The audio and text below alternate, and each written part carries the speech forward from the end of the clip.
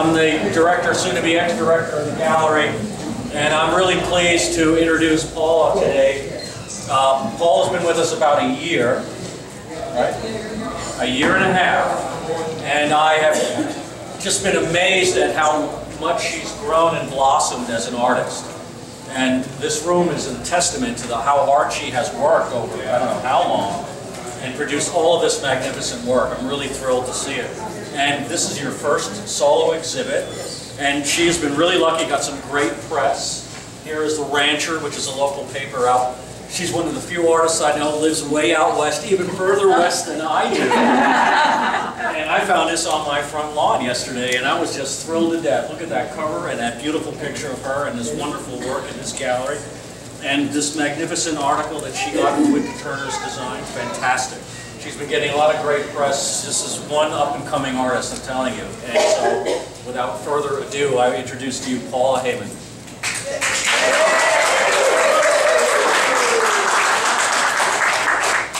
First off, I have some thank yous to do, because without the support of the gallery and my friends and from the wood turning group and from Houston Center for Contemporary Craft, this would not have been possible. They have all been supportive of me in terms of my work and my effort to become an emerging artist.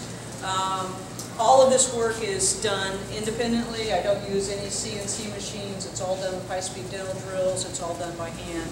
It's all turned on the lathe, except for these newer pieces that are wall pieces. It's been an exciting adventure. It's been really, really fun learning how to teach myself how to do a lot of techniques and how to use a variety of tools and different mediums in order to create the designs that I do. I really appreciate all of you coming out. If you go, when you look at my pieces, you want to go up close to them. You can touch them, you can feel them. They are all textured. They have details in them that you can't see from a distance, and it's perfectly okay to pick up the pieces and look at them and examine them, because this is living organic structures, and they need to be touched. They need to be felt, because they all have weight and they have substance. And as you turn the pieces around, you'll see different kinds of things that pull you in, and you wonder, well, what does that mean, or what does that portray? A lot of my ideas come from movies, from looking at organic structures from underneath the ocean, looking at botanical structures. So you'll see in a lot of the work that there's similar motifs that run through things, but each one is individual, each one is unique. I don't make anything twice the same. My character wouldn't allow me to do that. It's like everything's got to be just individual and unique. So I really appreciate everybody coming out and seeing everything. Enjoy the party. There's hors d'oeuvres and champagne, and I appreciate it. Thank you.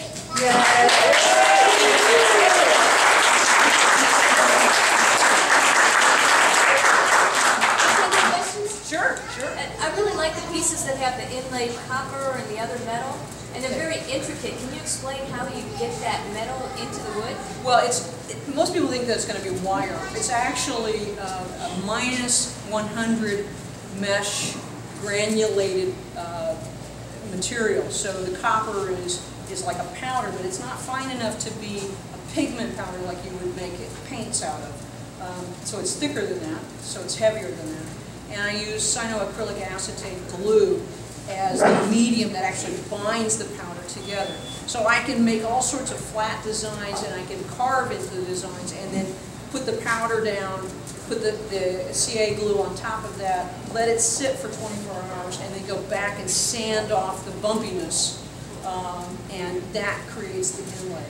So a lot of things are experimental for me, so I don't know how they're going to turn out. The puzzle to the bone pieces, that was totally an experiment in terms of how flat could I make the inlay of the metals, and how small could I make the indentations that the metal would actually be in. So a lot of the indentations that's in is actually pyrography, where I burned it pretty deeply rather than using a high-speed dental drill, and then filled it all over with the powder, and then come back and sand it off using a variety of sandpapers. So when you inlay, it's really, really bumpy on the top, and the glue is not very forgiving, and it's like plastic, and so you have to really spend a lot of time with the surface treatment to get it to work really well. But it's fabulous because you can do anything with it. You know, I'm not limited to the idea that it's metal and it has to be a solid structure. Wood is living, and so it's always expanding and contracting because of moisture in the air. So if it's solid, like if it were wire going through this, the wire would eventually pop out because the wood's going to move. So in this piece it won't, because these are tubes that have been drilled out in order to connect the two pieces. But in a flat surface, that wood's going to expand and contract over time. And if it were solid wire that was done by inlay, that wire would pop out. So with it being powder, it won't. So. Paula? Yes? I noticed you use a lot of magnolia wood. I just wondered if there was a reason for that. Well, magnolia is very light colored wood. If you see some of the Art Deco piece on the back and on the fluted base, that's the natural color of magnolia.